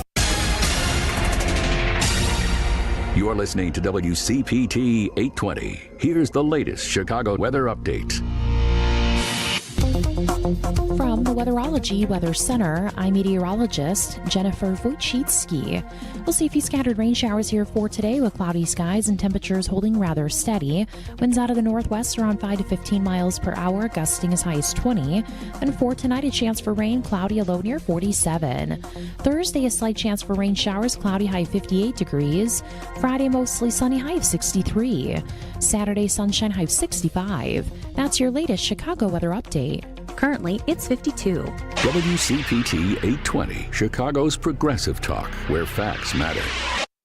It's Choose Views with Richard Chew on WCPT 820, Chicago's progressive talk. Hey guys, welcome back to Choose Views. 773-763-9278 is our Credo mobile phone and text line, a progressive company that is better for all people and the planet. Visit credomobile.com. We will definitely try to get your calls in toward the end of the show. Great having Dr. Bernadette on with us. Check out her book, Plundered. And this week we've had a couple of guests that we've been talking about taxes and where we are and benefits being yanked away from Americans. And here in Illinois, we have one of our representatives who's just been I don't know what to say other than just a champion in the space of making sure that the constituencies throughout the state, certainly in his district, are fully aware of what they're doing with tax relief in the state of Illinois. With us this morning, again, welcome back to the show, is Representative Abdelnasser Rashid. Representative Rashid from the 21st District, welcome to Choose Views. Thank you, Richard. Good to be back always. Glad you're back, man. I posted a couple things on social media last night that you'd be on the show, and some people were like, wow, you guys have got some bell ringers, folks that are out there knocking it out of the park. So kudos to you, Representative. Glad you're well. I know that you've got a busy morning, and because you guys are getting ready to wrap up at the end of next week. Am I right about that? That's right. By next Saturday, we have to make sure that we've passed any bills that we're working on, and of course the state budget. Yeah. What happens if the bills that you've been working on that you proposed don't get passed? How do you navigate that in the next session? Yeah, well, that's not uncommon. Not every bill everyone introduces, of course, is going to pass both chambers and get to the governor's desk. And so you continue working on them over the summer. You negotiate. We come back for veto session in October and November, and then there is, of course, next year as well. So we work as hard as you can to get the work done now. But if that doesn't work out, we continue working on it over the summer. Got it. So we talk local issues because you are a state official, but one of the things that you've been really a huge supporter of in terms of the conversation around taxes is that this needs to be part of the national conversation as it relates to making sure that there's tax relief. This new amendment, if you could take a moment and talk a little bit about this bill, this amendment to what the coalition is putting together, and kind of help our listeners have a little bit better understanding of what you're working on and the why, and then who's benefiting from it, if you can. Sure. Absolutely. Well, first, let's talk a little bit about the national context. We see that Donald Trump and Republicans in Congress are getting ready to pass massive tax giveaways for the rich and to cut services, including Medicaid, for vulnerable communities and for the middle class. Here in Illinois, we have a constitutional requirement for the flat tax, and the tax relief amendment that I introduced and that Senator Martwick introduced in the state Senate would change our Constitution's flat tax structure to a graduated tax to basically allow us to tax billionaires at a higher rate than we tax teachers or firefighters. Right now in Illinois, whether you're making $30,000 a year or $3 million a year, you're paying the same flat tax, and that's a scam, frankly. That's not the way. That's not. Are you opinionated about that? Is it might be a scam? I'm sorry, Representative. Well, it's not a fair system. It's not sustainable to tax a teacher and a billionaire at the same rate.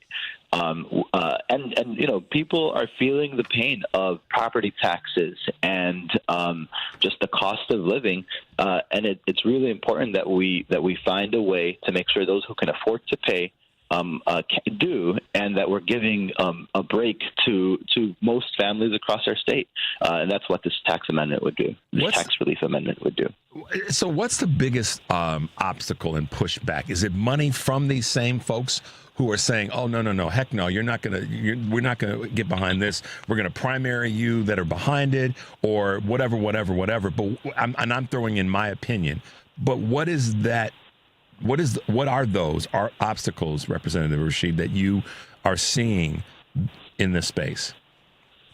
Well, the people who benefit from the status quo will spend tens of millions of dollars to protect it.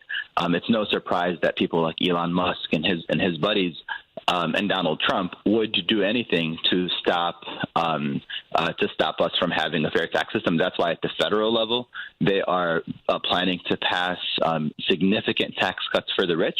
And that's why here in Illinois, we need to make sure that we are course correcting.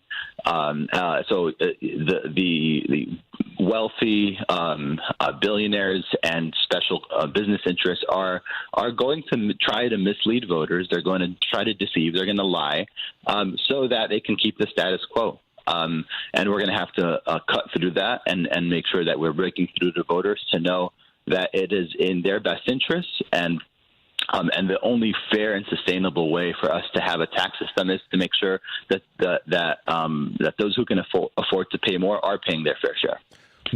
Yesterday we had a guest on, Kristen Kroll, who is the president and CEO of Fair Share America. I'm not sure if you're familiar with her. I should probably figure out a way to get you guys connected, because what she talks about on a federal and on a state level, states level, not just Illinois, but states in general, is making sure that this conversation doesn't get lost. And what's this conversation? You can't have a tax bill that's going to give, and she gave the numbers of someone that makes over $1 million a year is going to essentially get $90,000 back in their pocket. And someone that makes over, I think it was $3 million a year is going to get $360,000 back in their pocket. By contrast, someone that makes under $100,000 a year might get $90. But at the same time, the inverse relationship is that the folks that are under that threshold, that number of $100,000, are going to see larger than $90 cuts to their benefits as it relates to Medicare and Medicaid, depending on their income and where they are in which state. That, to me, is showing the disproportionality, to make up or to extend a word, that is happening with our tax system on a federal level. But you guys are trying to do, I should be more respectful, you as leaders in Illinois trying to do the job of pushing that back onto the uber wealthy, even here just in the state of Illinois. That's the fight that you've taken on. That's exactly right. We're trying to undo the harms that Donald Trump and Republicans in Congress are pushing for right now. And Richard, what you just shared, every American needs to hear, right? Every Illinoisan needs to hear those figures that you just shared. Those are powerful and they're outrageous. And when we cannot balance our state budget on the backs of hardworking families, you're right that whatever a small cut they may get is being overridden by cuts to services. Like Medicaid and other services. Here in Illinois, property taxes are through the roof. I hear from constituents all the time about the outrageous property taxes that they have to pay just to keep their home that is so central to their financial health. And for rents are going up. People can't afford to have stable housing.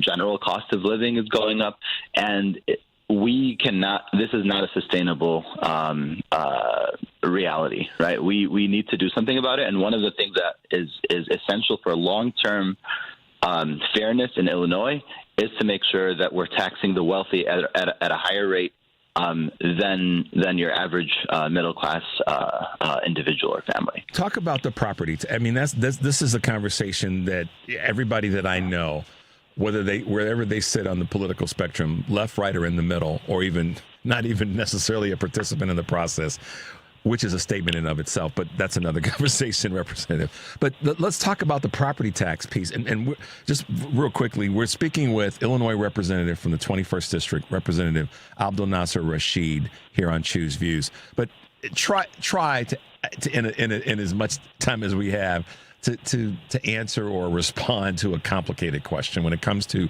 the property tax issue in Illinois. So the first thing we need to understand is we over-rely on property taxes to fund education, to fund our public schools. And that is one of the primary reasons our property taxes are so high. If the average person looks at their tax bill, 60, 70%, or even more of their property tax bill is going to their local public schools. And that's because the state is not putting enough investment in education. And so we are relying on local property taxes, which creates inequities. It means that depending on where you live, you may get a better quality education or a lower quality education based on your ability to pay. And so, this is the idea that those who can afford to live in wealthier suburbs will get better quality education, and those who can't afford it aren't going to have schools that offer the same kinds of opportunities. So that's the crux of it. Now, property taxes, of course, also fund other local government functions, but it really comes back to the state's need to invest more in education so that we can, one, inject more equity into the system so that we are not allowing you to only have so that every kid, regardless of where they live, has a quality education. It also reduces pressure on school boards to raise property taxes and provides that relief that's finally necessary.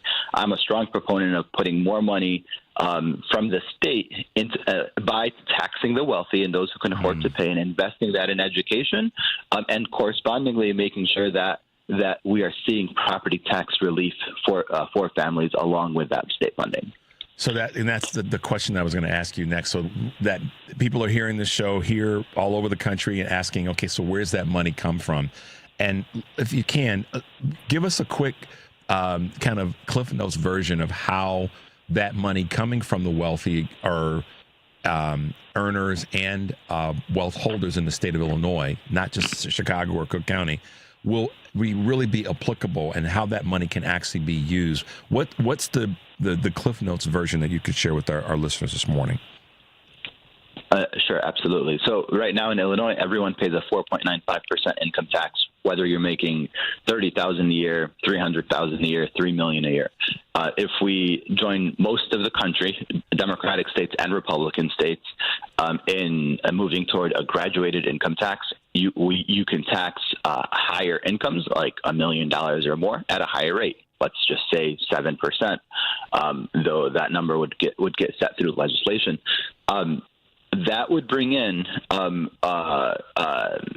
additional revenue from millionaires and billionaires that the state would put toward into our evidence-based funding formula, which is how we make sure that school districts that need the most resources get that money. That then leads directly to better quality education, and it leads to lower property taxes.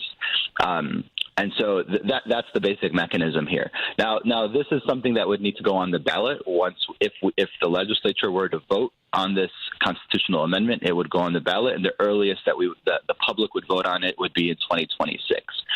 So this isn't going to be something that would be a solution for the budget that we're passing this year, or even the budget that we're passing next year. The earliest that this could go into effect, if we were to take action, and if it were to pass the referendum, would be 2027.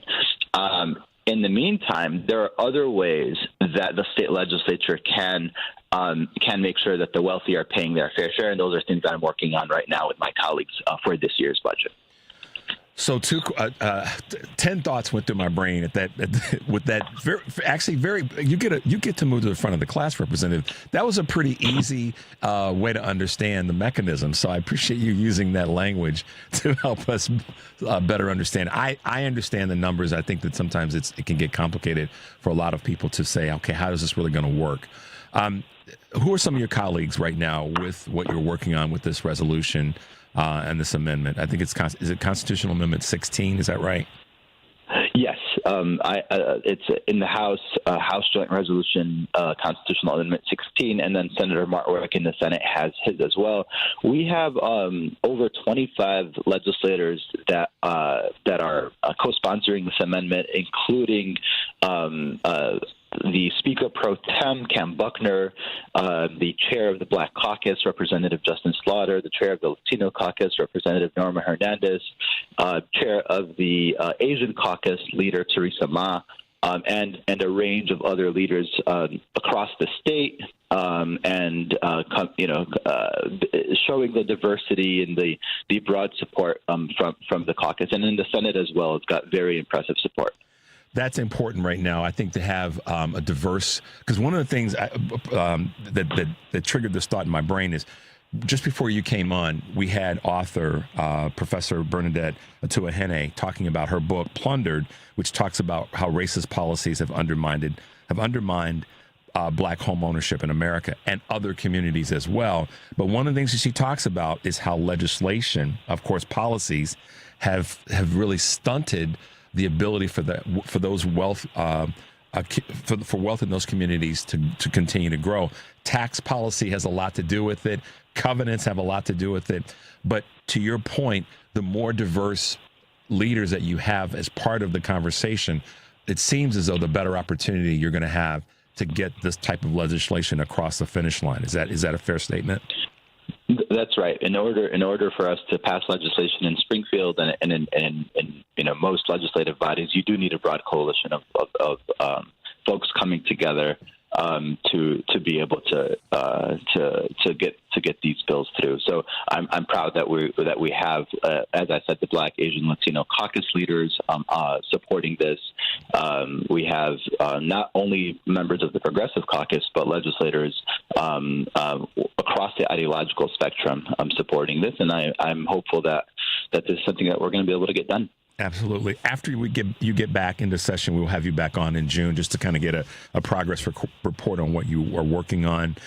Representative, let our listeners know once again how they can find you, how they can get involved, how they can raise their hand and say, what can I do to help you in your work? I appreciate that. You can find me on Facebook or Instagram. The tag is Rep Rashid, or at reprashid.com. Please don't hesitate to reach out to my office and to share your views. Absolutely. Thanks for being with us this morning, Representative. We appreciate you always being on the show. We appreciate the hard work that you're putting in. During the session break, get yourself some rest and be ready to come back for the fight. Sounds good. Thank you, Richard. All right, we'll talk to you soon. All right, bye now. There he is, Representative Abdelnasser Rashid from the 21st District here in the state of Illinois.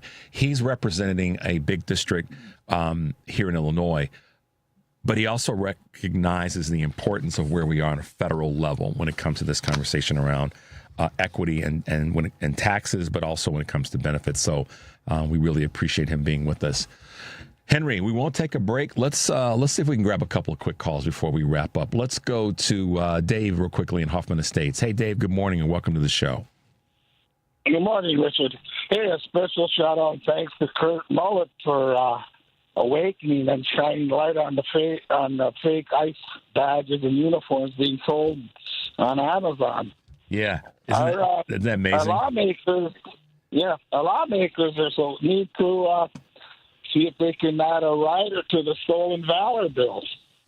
These phony badges and stuff. And if so, they should charge $500 for every badge that's been sold against Amazon. And if they can't do it here, then have the governors of sanctuary states enforce a law like this. Nationally, it can't be done. It gets into a question of commerce, and I'm not well enough versed to talk about that in the moment. But your point is right on. If these are fake badges and these are people that are impersonating law enforcement, and we had a gentleman who was trying to get through, but we got busy. His name is Leo, and he is an officer down in South Carolina. I know he had some thoughts on this, so maybe we'll get a chance to chat with him tomorrow. But you're right on point, Dave. There's got to be a way to send out the signal to Amazon. You all can't be doing this. In fact, no, I don't think. This is my opinion. So folks out there, don't get upset with me and Dave for saying this. I don't think that any business should be able to sell that kind of, quote, fake designations. And again, I know it's a commerce issue, so please, folks, don't lose your you-know-what over this. But that's a good point, Dave. I hear you loud and clear. The governors may, and in certain states that have been deemed by the feds, by the federal government, by Trump and his administration, as sanctuary, yeah, maybe they should step up and say, well, this is how we'll deal with this particular issue. Yeah. Good point, man. Hit them where it hurts. Hit them where it hurts. With the fake guns, remember the pistols, they always had to supposedly put like an orange end on the thing. Well, then maybe these fake badges ought to have some kind of weird color and not be allowed to look like a badge, Yeah, what would you want to be walking around with a fake ICE badge on other than to do some harm to people? I mean, truthfully, what else would you want to be able to do with that? So, anyway, that's an idea. Anyway, there you have go. A good morning. Let me others can get through. Thanks, Dave. Appreciate your call, man. Have a great day and stay safe, okay? You are. All right, bye now. All right, let's go to Earl real quickly in Hyde Park. Hey, good morning, Earl. Are you holding it down in Hyde Park this morning? No, man, yes. I got my swimming trunks on, and I'm getting ready to go out there and do a few laps. There you go. There you go. Yeah. No, thank you for taking my call. Absolutely. And, Thanks for holding. I've been enjoying some of these segments this morning, and I wanted to reflect back on what you were talking about how the Republican Party are trying to pass these inhumane tax bills. And as I was telling your producer, there's a concerted effort to dehumanize people. Once you dehumanize them, you can do anything to them. Like you can hang them. You can create fear.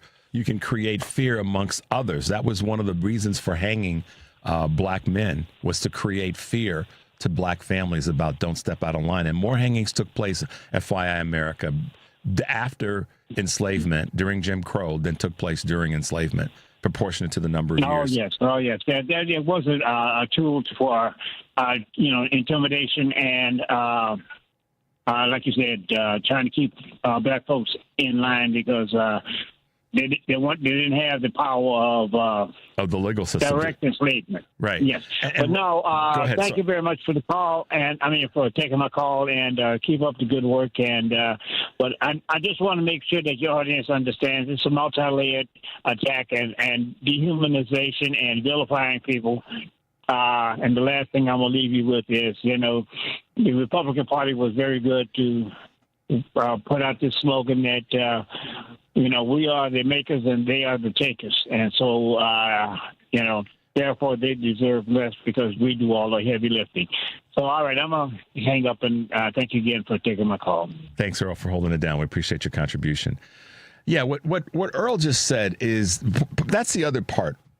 One of the other parts, I should say, about why these our benefits that are to serve humanity and help maintain dignity are critically important that we fight back against, because that's part of what this is to take away that humanity, that dignity, and to Earl's point, and my referencing back to enslavement and hanging, post-enslavement, it's to take away a person's, it's to create that intimidation.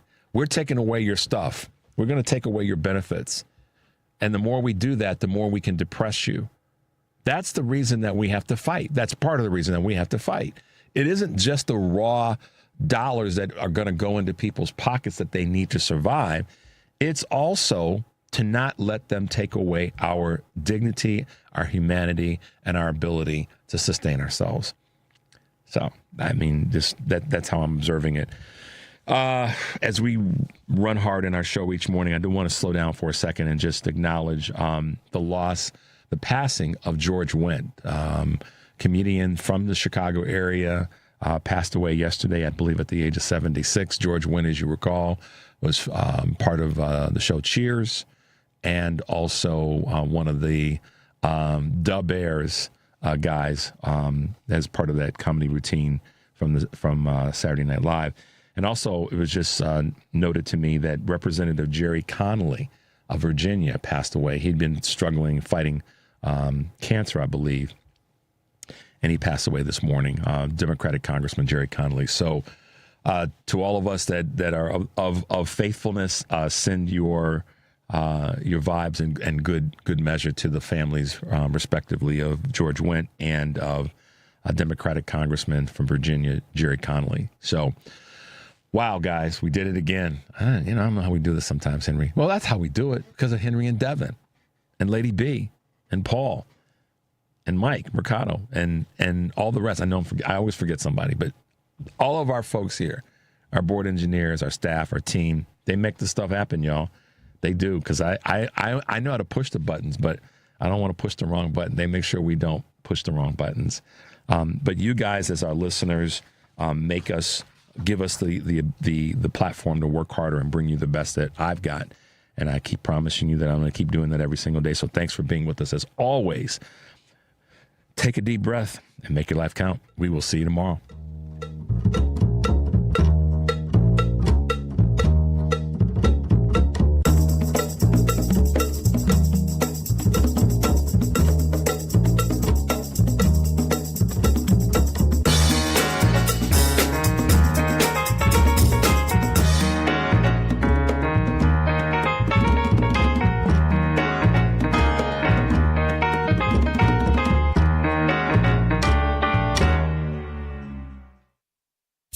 WCPT 20th Anniversary Replay 2017. Let me ask JB Pritzker a few questions here. JB, thanks so much for stopping by. It's the first time you've been on the show. Thanks for having me. How come you've not been a part of this fight for the last 4 years? First of all, I have, and I've been a Democrat my entire life and a progressive. Just to give you some sense of history anyway, my parents were both social and economic justice advocates, and that's kind of the environment in which I grew up, and my faith teaches us that. And so I've been engaged in that really my entire life. For the last number of years, and I tell people that, I have the most experience of any candidate that's running for governor advancing progressive issues. And it doesn't just go back